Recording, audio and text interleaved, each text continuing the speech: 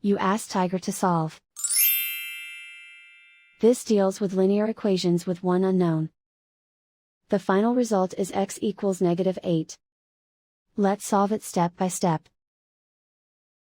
Group all x terms on the left side of the equation. Add 7x to both sides. Group like terms. Simplify the arithmetic. Group like terms. Simplify the arithmetic. Group all constants on the right side of the equation. Subtract 3 from both sides.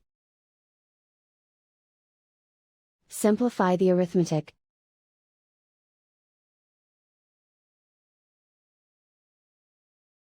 Isolate the x. Divide both sides by 5. Simplify the fraction. Find the greatest common factor of the numerator and denominator. Factor out and cancel the greatest common factor. And so the final result is x equals -8.